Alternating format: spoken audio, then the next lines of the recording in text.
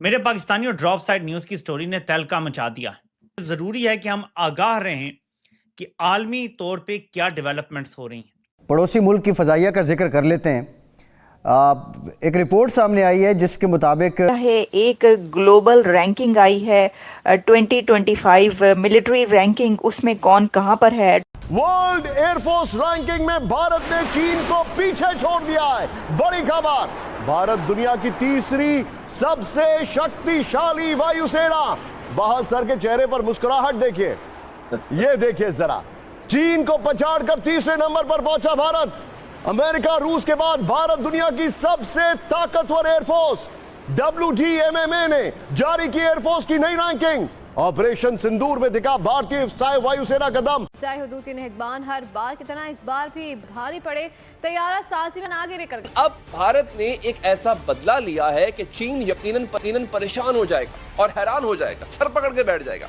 अब भारत ने चीन को मजा चखा दिया, ऐसा सबक दिया है कि चीन यकीनन घुटने टेकने पर मजबूर हो जाएगा।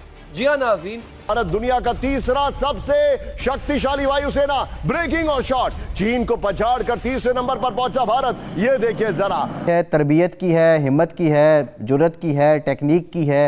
बुनियादी वजह क्या है? आपको आपके इल्म में होगा, पायलट दुनिया में सबसे बेहतर समझे जाते हैं, सेकंड बेस्ट समझे जाते हैं इजरायली। इन 6 सालों में इसने यही काम किया है। वो उस इंतकाम को लेकर बैठा हुआ था कि मैंने पुलवामा का इंतकाम लेना है।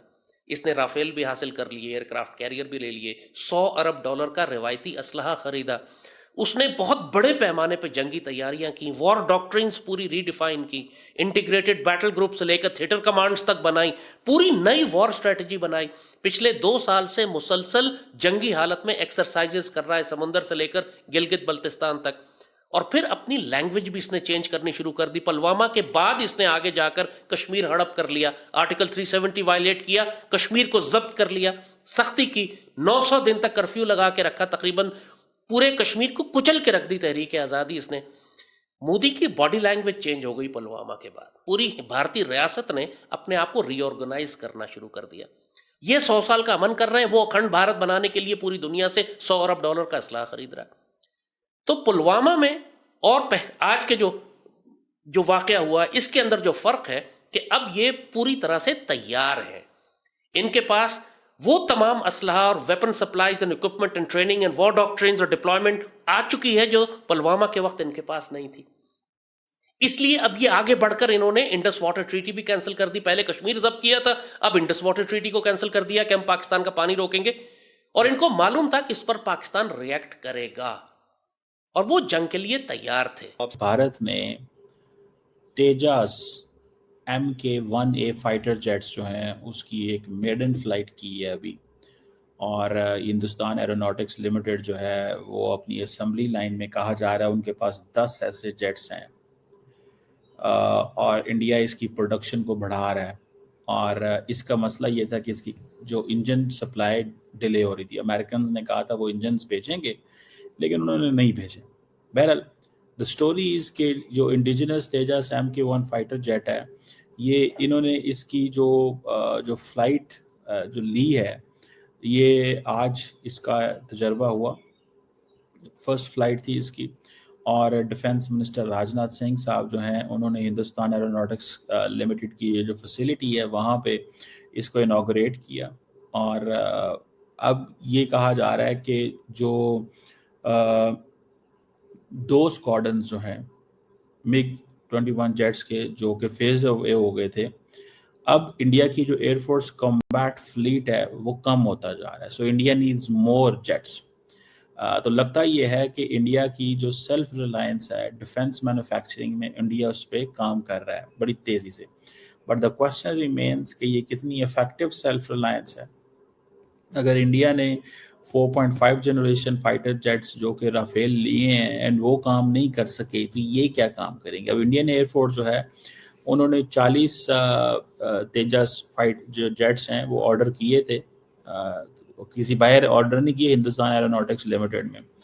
और अब देखना ये है कि इसके अलावा भी सुना है 83 जेट्स इनको और चाहिए। तो इसमें अगर आप देखें कि ये एक बड़े पैमाने पे, और ये सारी डिलीवरीज जो हैं इनकी टोटल इनको 180 चाहिए, 83 के इन्होंने ऑर्डर दिए हुए हैं, 2034 तक ये कह रहे हैं कि हम इसको कर लेंगे। जबरदस्त जबरदस्त। इंडियन एयरफोर्स की एक कामयाबी बहुत जबरदस्त है दोस्तों।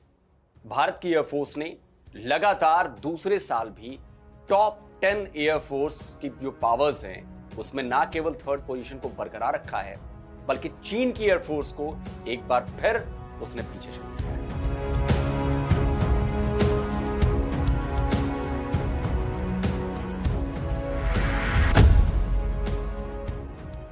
ऑपरेशन सिंदूर में इंडियन एयरफोर्स ने जो जीत का परचम लहराया है उसका डंका पूरी दुनिया में गूंज रहा है दोस्तों।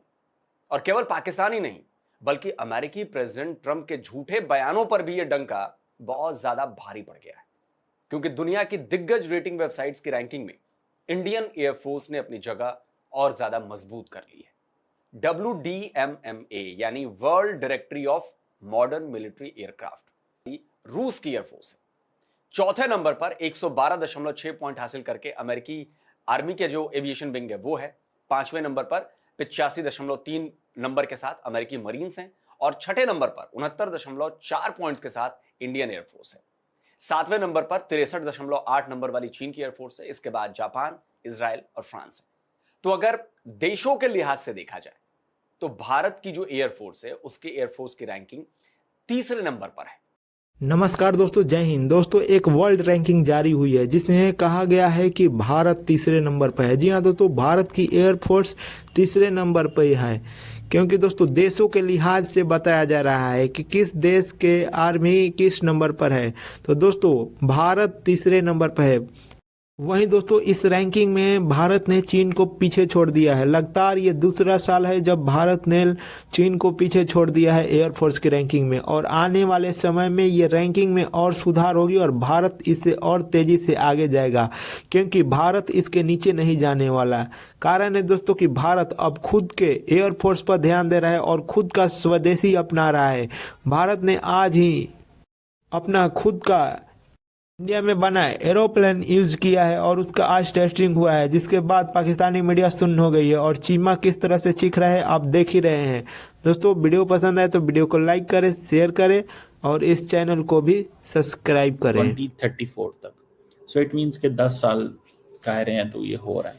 बहरहाल ये क्या है, ये जेट क्या है, और इसके ऊपर थोड़ी बात कर लेते हैं। तेजस MK1 कहा जा रहा है कि ये एक एडवांस वेरिएंट है लाइट कॉम्बैट एयरक्राफ्ट, जो हिंदुस्तान की ही हिंदुस्तान एरोनॉटिक्स लिमिटेड जिसे HAL कहा जाता है, ये एरोनॉटिक्स डेवलपमेंट एजेंसी के नीचे काम कर रहा है और इंडियन एयरफोर्स के नीचे काम कर रहे हैं।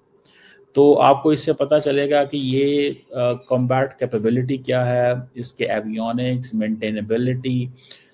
इंडिया के अंदर एक चीज़ आ गई है कि हमने अपनी जो सेल्फ रिलायंस की